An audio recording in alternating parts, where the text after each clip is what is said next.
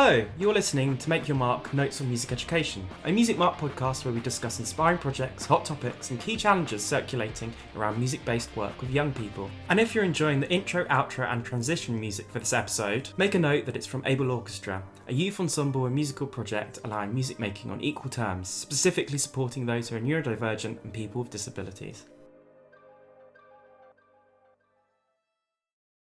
Hello and welcome to episode 5 of Make Your Mark Notes on Music Education.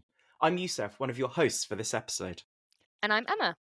Today we'll be exploring disability in music education, and we're thrilled to be joined by Ben Sellers, leader of the MEHEM UpRising project, Kris and Nicci Halpin, who co-lead the inclusive music project Dyskinetic, and Jess Fisher, a musician, educator and member of the Able Orchestra.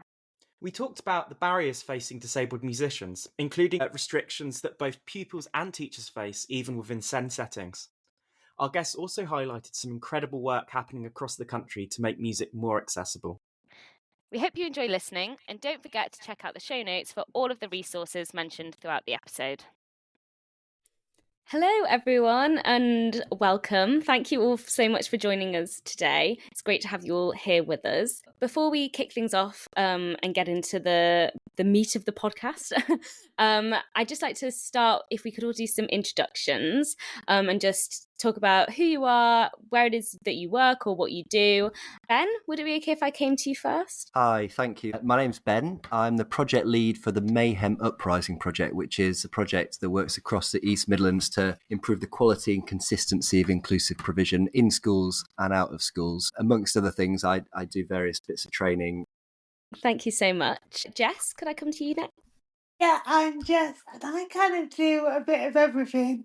My kind of main things are I am a pioneer for the Able Orchestra, and I also do Mayhem alongside Ben, and I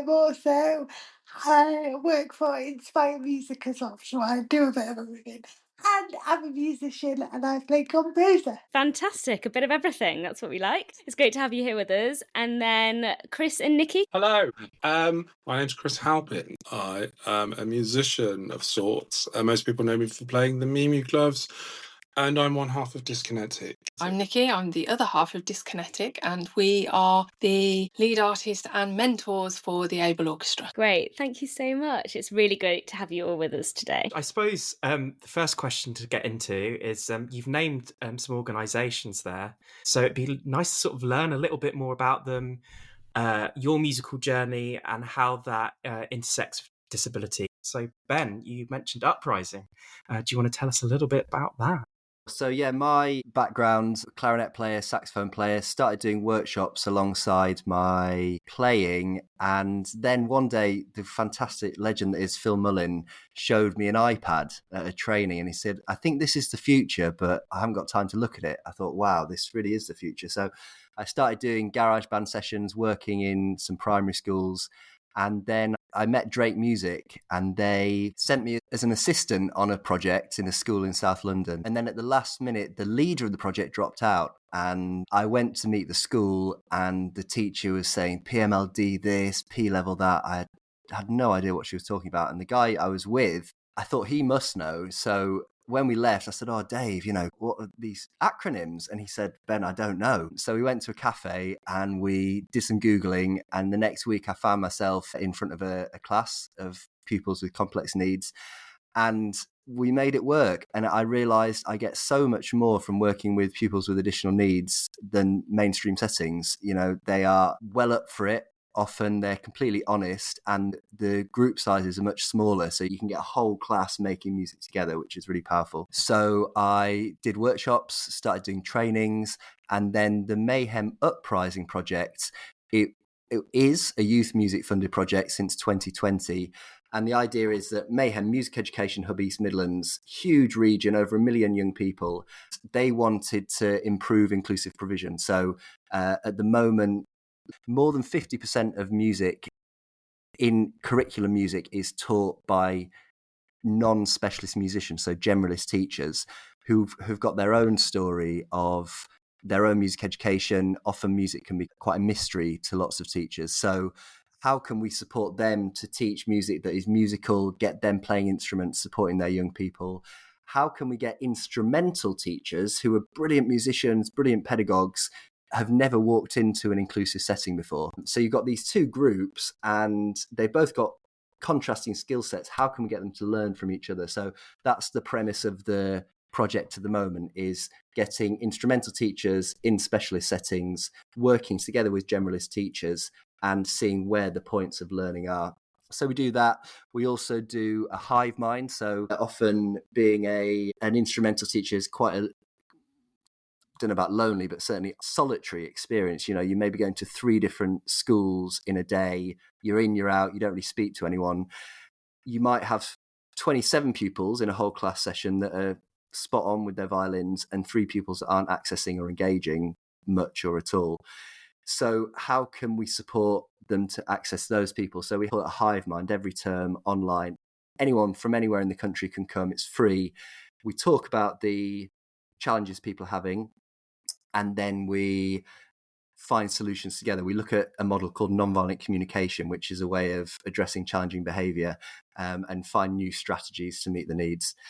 We also have something called the Uprising Balloon, so uprisingballoon.com, which is an amazing free resource. Jess is on there. There's an Able Orchestra ensemble video on there as well, which is kind of best practice, how to work with specific groups, talking about lived experience of disability. So yeah, it's a great resource for anyone who's working with pupils with additional needs anywhere in the world, actually. Thank you so much, Ben. It's a huge amount of strings to your bow and different projects that you're involved in. And I have a feeling that it's the same for Kris and Nicci. So I might hand over to you to describe a little bit more about what you do and your personal journey with it as well, I suppose. Where do we start? I don't even know. So this chapter of Dyskinetic is quite different. It started around my journey with the MEHEM gloves, which goes way back. It's almost exactly 10 years, actually, since I started performing with the MEHEM gloves. And MEHEM gloves are a wearable technology devised by Imogen Heap, Grammy Award-winning superstar producer of artists like Taylor Swift and Ariana Grande.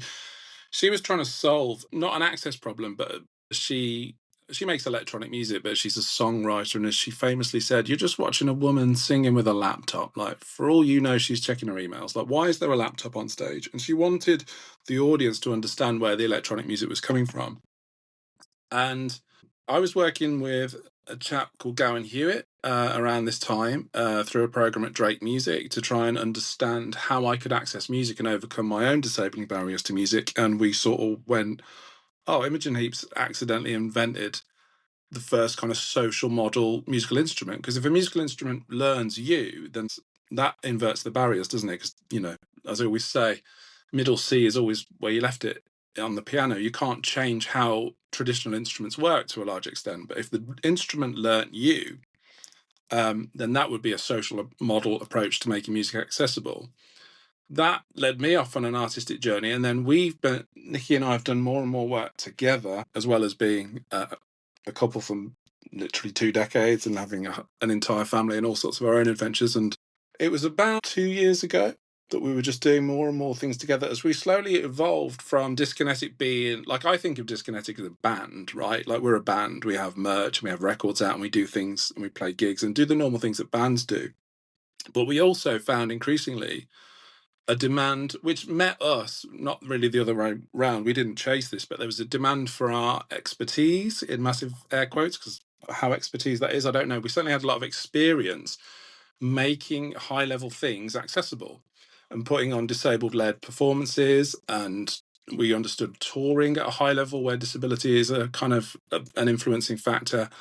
And that was sort of how we started in this model of working both artistically, but also in terms of creating and supporting programs, which I think we joined Able Orchestra in 23. Yeah, Jess will fact check that for us, won't you, Jess? Yeah, so we signed on as lead artists and mentors, and that's one of our main projects at the moment is supporting Able Orchestra. That leads very nicely on to you, Jess. Is Able Orchestra where your musical journey started, or is there more backstory there as well? Yeah, funny enough, that's kind of like a nice segue because Able Orchestra is where my musical journey started. So I'll give a bit of background.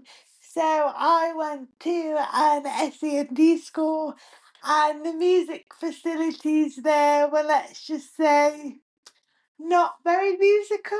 I always tell the story of I was given a tambourine, told to hit it, given a gold star, and off I go. And at the age of 14, 15, that's not really how you want to be told to make music. Then luckily for me, Inspire Youth Arts came into my school to work on the project, Able Orchestra.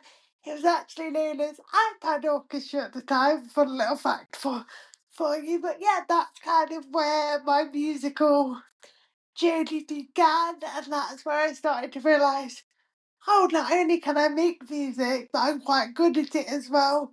And then through doing Able Orchestra, I met Sai Chu, who is the very clever person who went away and invented the musical instrument I now play called composer.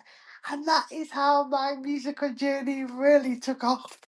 And yeah, that's kind of how I've got here today through the Able Orchestra, and then meeting people like Ben and Kris and Nicci. I've got to go off and do other amazing things as well. Thank you. And I think actually the story you were just saying, Jess, about being given a tambourine in school and being told to hit it, and that was it, that was the extent of the music they had on offer, leads really nicely into the next question, which is talking about what barriers are facing young people with disabilities in terms of music education. I feel like now, as a 26-year-old, I feel more than ever. And funny enough, I'm actually going in to a school next week to teach music. So as I'm going into the school, I'm being mindful about one thing, and I think that is sometimes when you see people with disability, people fall into the trap of just assuming something about you based on what you can see, not what you know about the person. So, for example, with my own journey, it was very quick for the school that I was at to assume that because I'm in a wheelchair and one of my arms doesn't work, therefore I can't make music. And I feel like there's a two-hander here. One, there's that unrealistic expectation that people just assume, oh, you can't, so we're not going to bother. But also, I think there's a bigger conversation around there's not the training and facilities and expertise for people to learn. Actually, you can make music really easily, and you don't have to be Taylor Swift to teach a class of music. I think people underestimate the power of music, like Ben was saying, because if you're a non-specialist, you'll just assume you can't do it. But actually, if you're given the right tools, it's a very easy thing to do, and it can be a very rewarding thing to do. But yeah, I think the biggest thing I've had throughout my life is people assuming I can't do something based on my medical diagnosis rather than who I am as a person. And I think we see in the social model that is a crucial thing. It's not about your medical disabilities, it's about, okay, what can we do to help this? What can we do to fix it? Really interesting. Thank you. I want to leave the floor open here. Ben, Kris, or Nicci, do either of you have anything you'd like to add to that? I think it's really interesting to think about the social model approach. Like, Jess, your relationship with the composer, I guess we should probably explain what a composer is. It's originally a sort of wheelchair remote control, because I understand, obviously, you mentioned our very good friend Simon, who devised this initially from a place of thinking about muscle memory and embracing the fact that you already had the muscle memory of a power wheelchair user. So why reinvent that interface? Why not harness the movement that you've perfected, but make that musical? And I thought people talk a lot about how the gloves are a really neat way of encapsulating a musical understanding of the social model of disability.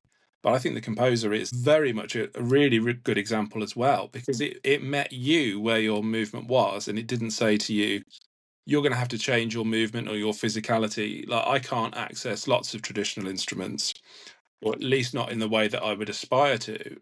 But working with an instrument like the gloves allows me to navigate that because it meets me where I am. And I think that's the same thing for you and the composer, right?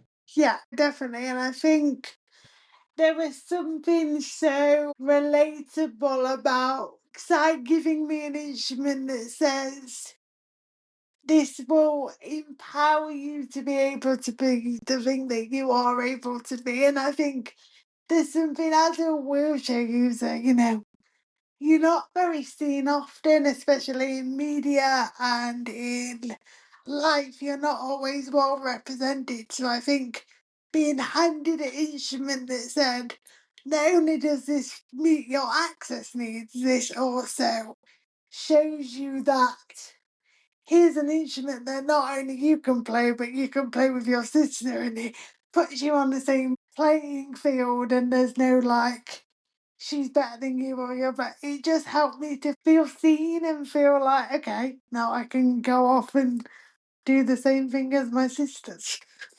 Are those equalising sort of instruments and adaptive instruments important in the work that you're doing as well, Ben?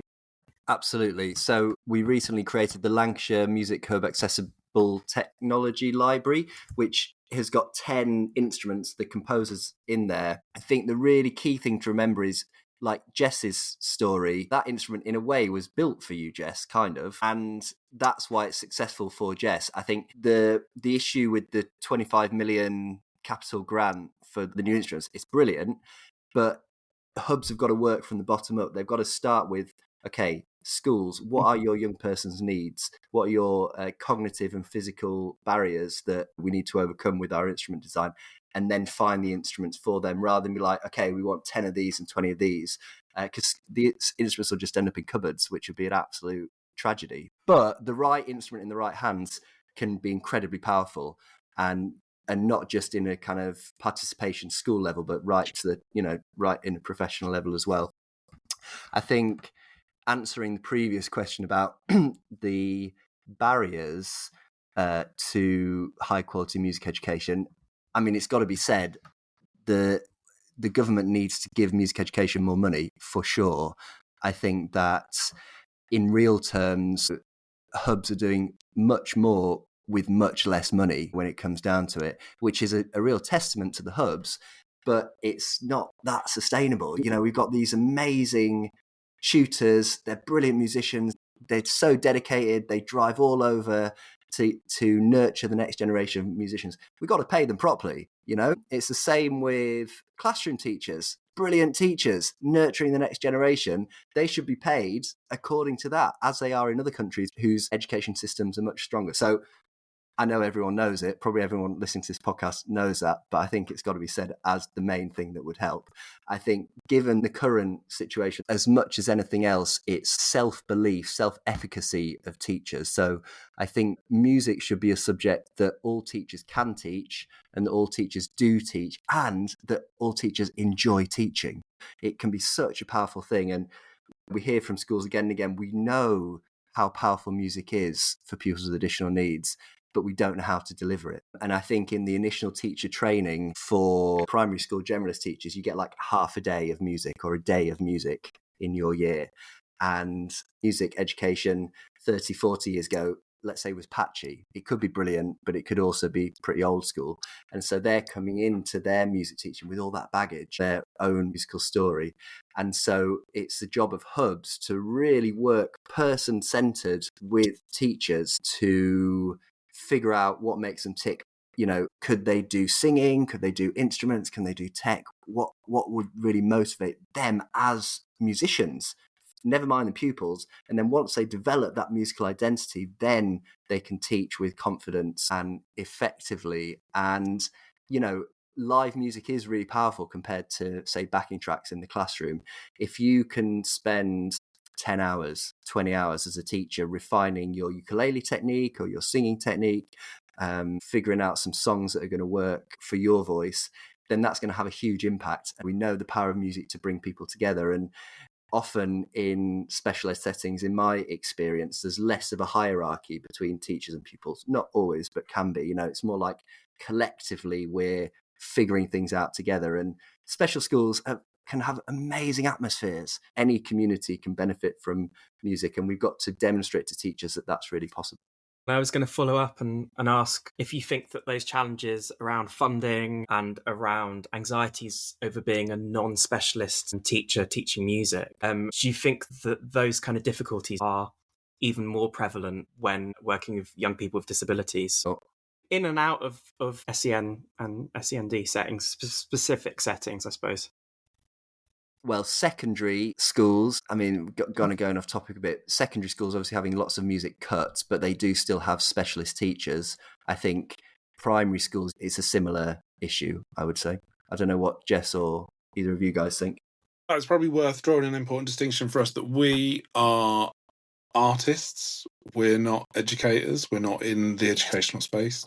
And we don't work in schools. We don't work in schools. And also, our own children don't go to school. So we're quite outside that system as home educators. And I guess what we're interested in is the visibility of high quality disabled-led music making.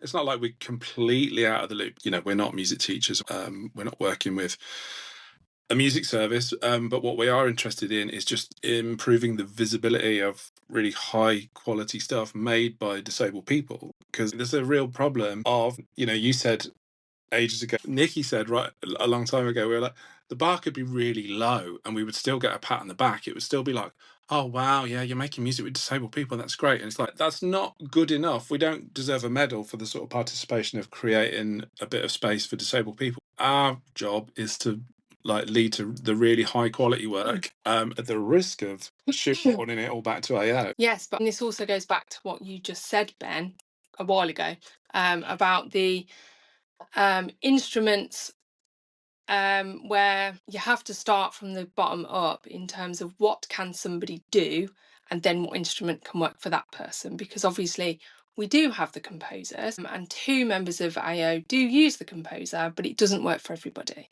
And so we have just done a project with Orchestra of the Swan, and we managed to figure out another instrument for another member just on the fly, because he didn't have an instrument. And it was, okay, can you use this? And it turns out, yes, then it's called the Artiphon. Oh, it's not the Artiphon Corda. It's not perfect. It's not going to be long term that he's going to be able to use it, but it worked for that moment. And so it gives us a jumping off point now to move on from. Yeah, but you have to be able to think really fast in the space. Our friend Curtis in AO, for him in terms of mobility and accessing even a lot of accessible tech or stuff that's framed as being accessible is not accessible to him. Certainly like, a MEHEM glove or something wouldn't be working for him.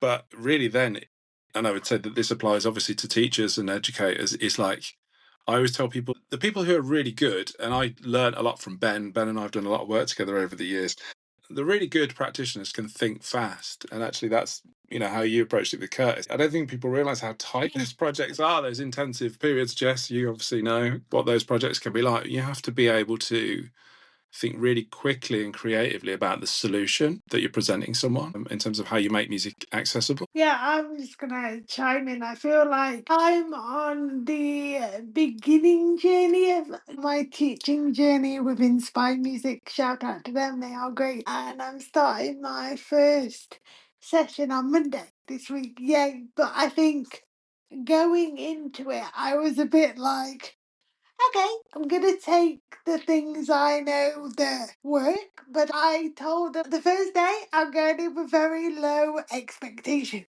because those kids were gonna be like, this isn't working. And I said, I need to be okay with them saying that this isn't working. And you need to be okay with having a plan, but also being able to be flexible with that plan. I've learnt very quickly there's not a lot of disabled practitioners, so I am going into a school like, hey, I'm going to work with your pupils who have additional needs. But guess what? I also have additional needs, and do you have X, Y, and Z? Because otherwise I can't do my job. And that's been a very interesting challenge to figure out how I can support the young people by making sure that my access needs have also been met. It's been a very interesting journey, and it's a journey I've still got to go on, but I'm excited to see how it works and how it might not work, but I'm just going to go with the flow. One of the things that we wanted to talk about next was sort of the positive changes that you've seen since you've been involved in making music or in music education. And talking about adaptive instruments and being artists first and foremost. Does that feel like a big positive change that has occurred in the time that you've been doing this in terms of platforms for disabled people and disabled people being educators and being the people in the classroom? Yeah, I think that's changed a lot. Look at me just chiming straight in. I think that's changed a lot in 10 years. That's when I sort of came to the table, because I was just a young, struggling musician. Probably not that young.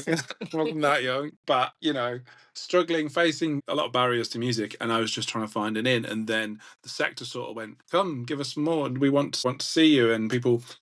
I liked the idea of me being in schools and meeting those young people. And I think the opportunities, it felt 10 years ago, it felt like this real strange kind of novelty. Like, I remember, I say this all the time in keynotes and stuff, but I've traveled all over the world performing, and people would say to me, 7 or 8 years ago, they'd be like, I've never seen a disabled person on stage before. And I remember thinking, funnily enough, on a trip with Ben to Japan, we were delivering some work there. And I just had this moment of going, you know what? This is great for me, but systemically, this is really, really not good. But I do think that it's changed quite a lot. And I do think there are loads of opportunities. And I don't feel like there's this weird novelty of being a performer using a wheelchair and using this wearable technology that I don't think is I'm glad that it's gone, really. There's so many more great disabled musicians, and there's so many more spaces for disabled people to perform and be visible. Personally, my own journey with education, I actually left education a few years ago. I was a music teacher for a brief period. I was working for Services for Education in Birmingham, fantastic organisation. I was really glad to work there. But for me, systemically, the barriers, this is the knotty bit, the barriers remain once we got to the level of being in a school. Like, you have organisations like Music Marker, obviously I'm really proud to work with in my role as a champion. I'm really proud to work with the hubs that I do. I've done a lot of work with Lancashire that Ben mentioned earlier. The drive and the commitment to inclusion is really, really strong there, and at lots of levels. But for me personally, when it came to going into schools, that's when I faced the real access barriers. And I guess, if I'm being honest, I probably am painting a bit of a cynical picture. I welcome Ben and Jess, please chime in and shoot me down if necessary, but it just feels like I couldn't access it. I faced real physical barriers to access in SEND schools, which is ironic. And I realised there's lots of pressures, but I was like, I don't know how to make music feel important enough at the structural level, in terms of like the schools being on board with the value of music. And I guess that's where I started to get very frustrated, that we know the value of music and we know how important it is, and we all talk about it. But my experience as a teacher was quite different, and it ended quite quickly because I just felt like I was hitting a lot of barriers, both physical, literal barriers, but also kind of attitudinal barriers of just feeling like once you got to a school level that people didn't see the value in it. That's a very small cross-section of schools that I've worked in, so I don't think that's representative of schools in general. I mean, I don't know if it is or isn't, quite honestly. I haven't worked in that many of them, but for me, it was a complicated experience. Yeah, it sounds really tough. And Jess, I suppose you alluded to that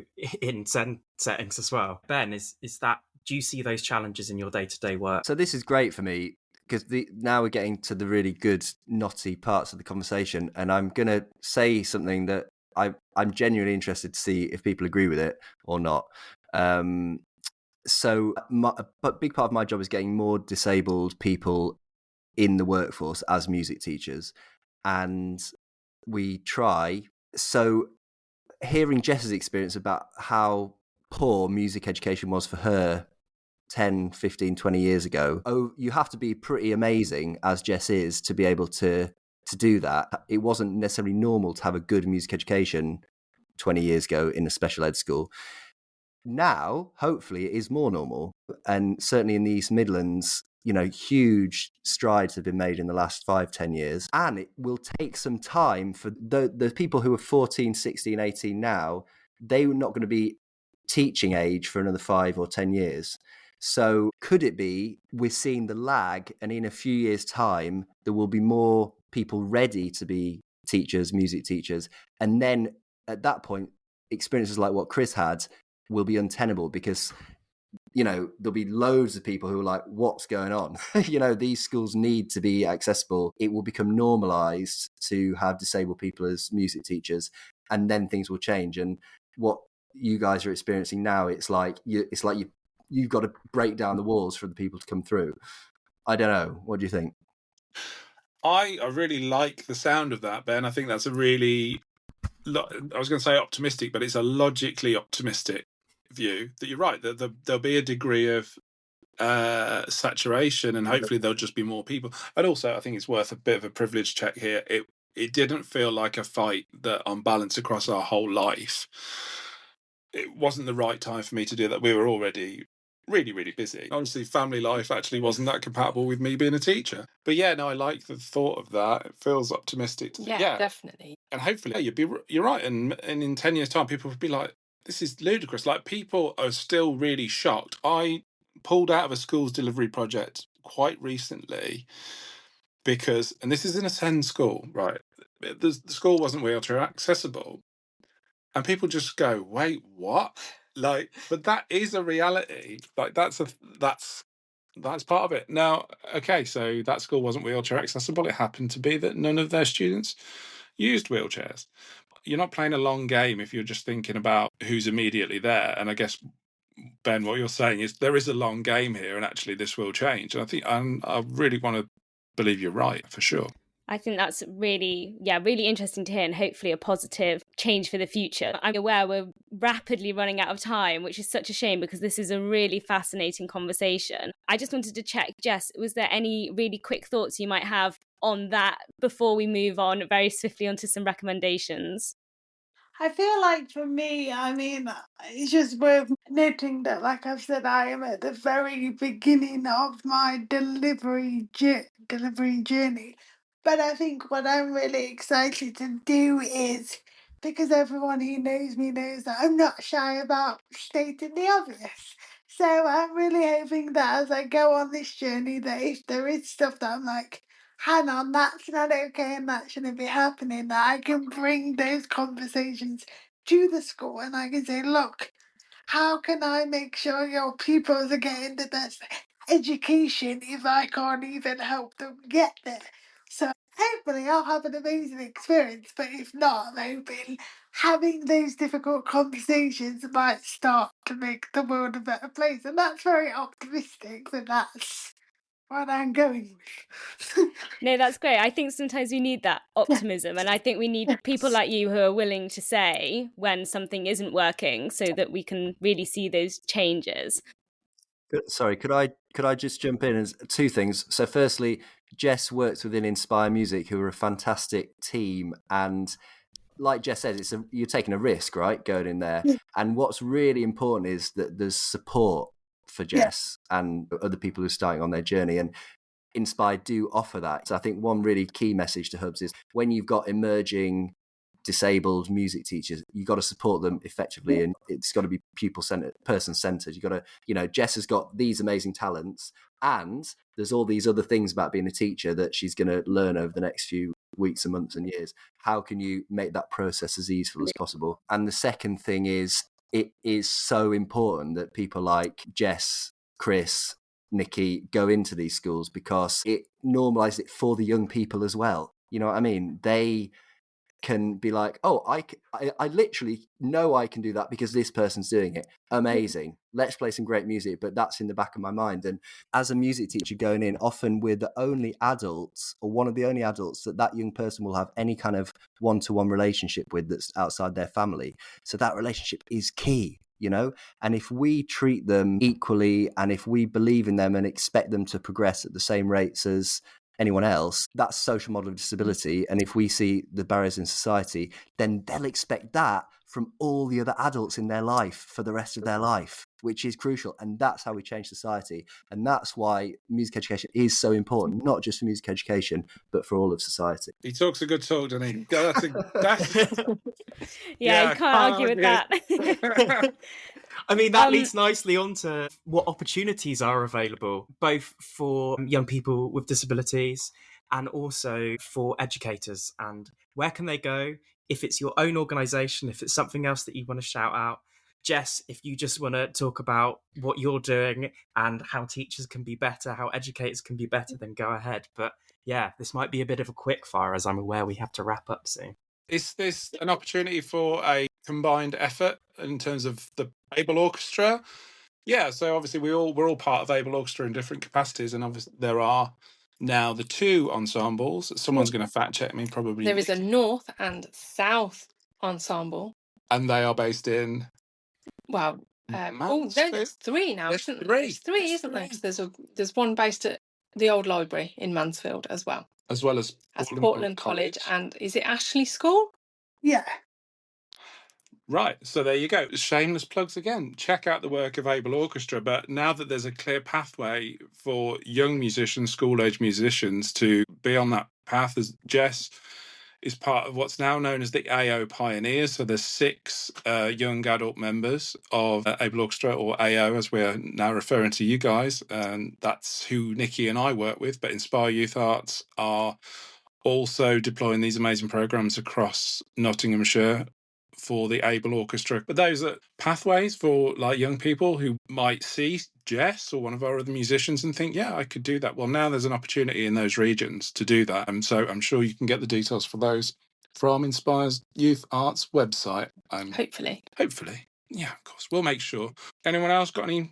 I was just going to say, like Ben said, I work for Inspire Music and they are an amazing hub. And I would say if any teachers are listening and you're just like, I'm so lost, I don't even know where to start with music, get connected to your hub, because that's where you're going to start getting the help that you might need. But also, I would be biased if I didn't say look at Able Orchestra, because look at me now.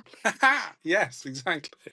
And just a reminder, actually, that we amazingly have some of Able Orchestra's music that we use that you've been hearing all throughout this episode as you've been listening to the intro and the outro and all the transition music. So we are also big fans. Lastly, Ben, really quickly, any other organisations or places that people can go to? So, yeah, got to mention Drake Music, which is where me and Kris met. Fantastic organisation who work a lot with professional development. So if you're a disabled musician, that's a great place to start. I think if you are a teacher who wants to get into special ed teaching, first of all, we need you. We need more fantastic teachers in our special schools. Go to uprisingballoon.com. Loads of resources there. Go and tell your hub leader that you want to work in those schools, because there's definitely a demand from those schools. And if you're interested in tech, head over to the Lancashire Accessible Instrument Library for loads of lesson plans, how-to videos, stuff like that. Thank you so much, guys. And I think that's a wrap. You've given us some great insights there. I'm very impressed, and I wish the conversation was longer. It sounds like there's a load of incredible projects happening around the UK. And we're incredibly fortunate to have such passionate and active educators like Kris, Nicci, Jess and Ben working to create change across the sector. Thank you again to our guests for joining us and sharing their knowledge. Don't forget to head to the Music Mark website where you can find the show notes for each episode.